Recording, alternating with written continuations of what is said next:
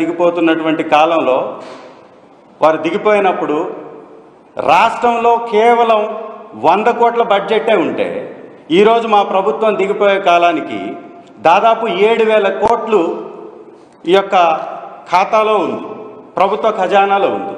అంటే ఇవ్వాల్సినటువంటి పథకాలకు కావాల్సినటువంటి డబ్బు ఆల్రెడీ ఉంది.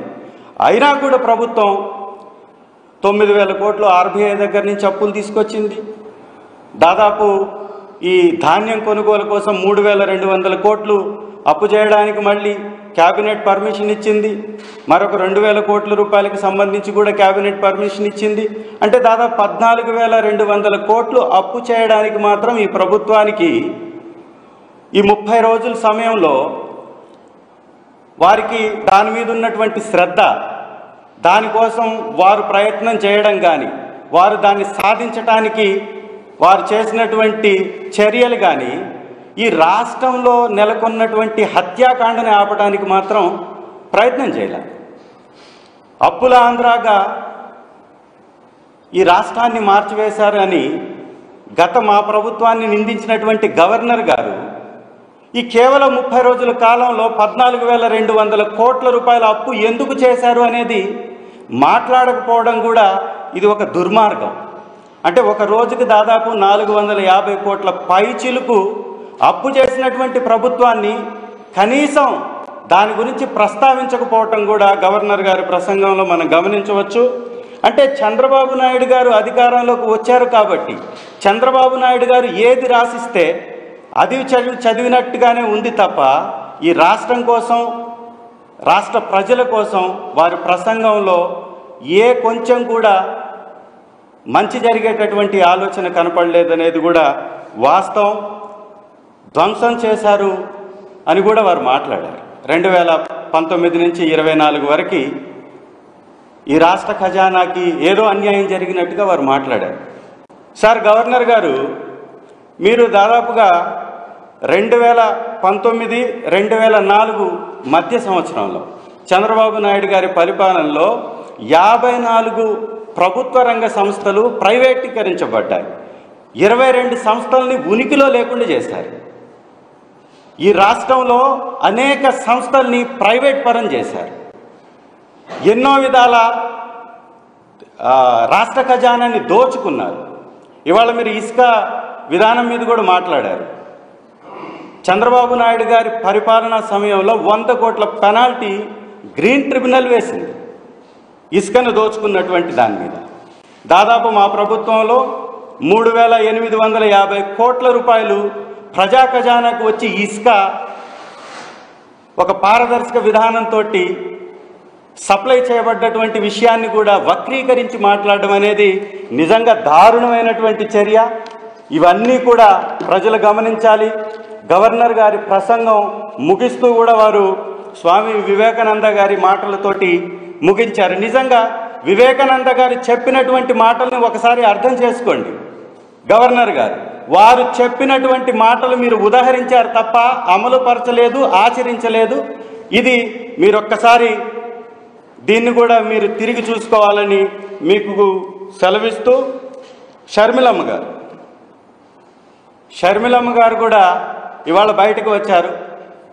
చంద్రబాబు నాయుడు గారికి ఎప్పుడు ఆపదుంటే చంద్రబాబు నాయుడు గారి కోసం షర్మిలమ్మ గారు కూడా బయటకు రావడం సర్వసాధారణంగా మారిపోయినటువంటి పరిస్థితులు ఈ రాష్ట్రంలో ఉన్నాయి. ఏపీసీసీ అధ్యక్షురాలుగా ఉన్నటువంటి షర్మిల గారు తన విధులను మర్చిపోతున్నారు. ప్రతిపక్షంలో ఉన్నటువంటి పార్టీ మీద విమర్శలు చేయడం వారికి సర్వసాధారణంగా మారిపోయింది. ఇవాళ షర్మిలమ్మ గారు మాట్లాడుతున్నటువంటి మాటలను కానీ ఒక్కసారి గమనిస్తే దయ్యాలు వేదాలు వల్లించినట్టుగా వారి మాటలు ఉన్నాయి. ఎంత దిగజారిపోతున్నారంటే షర్మిలమ్మ గారు ఎక్కడైతే విచక్షణారహితంగా, పాశవికంగా, కర్కశంగా వినుకొండలో హత్య చేయబడితే ఆ హత్య మీద స్పందించాల్సినటువంటి షర్మిల గారు స్పందించినటువంటి జగన్మోహన్ రెడ్డి గారి మీద, మా అధ్యక్షుల వారి మీద విమర్శలు చేయడం అనేది వారు ఎంత దిగజారుడు రాజకీయం చేస్తున్నారనే దానికి ఒక ఎగ్జాంపుల్గా మనం గమనించవచ్చు. వారు మాట్లాడుతున్నటువంటి మాటలు కానీ, వారు చేసేటటువంటి ఆరోపణలు కానీ చాలా ఆశ్చర్యాన్ని గురి చేస్తున్నాయి. చంద్రబాబు నాయుడు కోసమే వారు చేస్తున్నటువంటి రెడ్ బ్లడ్ బుక్ యొక్క రాజ్యాంగాన్ని అమలుపరచడం కోసమే ఈ షర్మిలమ్మ గారు కూడా పాపం కష్టపడుతున్నట్టుగా కనపడుతుంది. ఈ షర్మిల గారి మాటలను ఒకసారి గమనించినట్లయితే హత్యా రాజకీయాలు చేస్తూ వచ్చినటువంటి 30 రోజుల్లో 35 మంది ఆత్మహత్యలు చేసుకొని 32 మంది హత్య చేయబడి దాదాపు రోజుకి 2 నుంచి 5 మానభంగాలు జరుగుతూ వేల సంఖ్యలో దాడులు జరుగుతూ ప్రభుత్వ ఆస్తుల్ని 500 పైచిలకు ప్రభుత్వ ఆస్తుల్ని ధ్వంసం చేసి 490 ప్రైవేట్ ఆస్తుల్ని ధ్వంసం చేసి 2700 కుటుంబాలు ఈ రాష్ట్రాన్ని వదిలి పారిపోయేలాగా చేస్తున్నటువంటి ఈ ప్రభుత్వాన్ని మాట్లాడడానికి మాత్రం వారికి నోరు రావట్లేదు. షర్మిలమ్మ గారి యొక్క మాటలు మొత్తం చూసినట్లయితే ఈ కూటమి ప్రభుత్వానికి తొత్తుగా మారుతున్నారు తప్ప ఈ కూటమి ప్రభుత్వం యొక్క విధానాలని సమర్థిస్తూ మాట్లాడుతున్నట్టు ఉంది తప్ప వారు కేవలం వైఎస్ఆర్ కాంగ్రెస్ పార్టీకి వ్యతిరేకంగా మాట్లాడుతున్నారు తప్ప ఈ ప్రజల కోసం ఈ రాష్ట్ర భవిష్యత్తు కోసం వారు మాట్లాడటం లేదనేది మాత్రం స్పష్టంగా కనపడుతుంది. వారి విధానం చాలా స్పష్టం. ఈ రాష్ట్రంలో జరుగుతున్నటువంటి హత్యా రాజకీయాలకి మళ్ళీ గతంలో జరిగినటువంటి వివేకానందరెడ్డి గారి హత్య కేసుకి ముడిపెట్టి మాట్లాడడం అనేది వారు దిగజాడు రాజకీయానికి పరాకాష్ట. ఇవాళ వైఎస్ వివేకానందరెడ్డి గారి హత్య కేసుని ఎంక్వైరీ చేస్తుంది ఎవరు?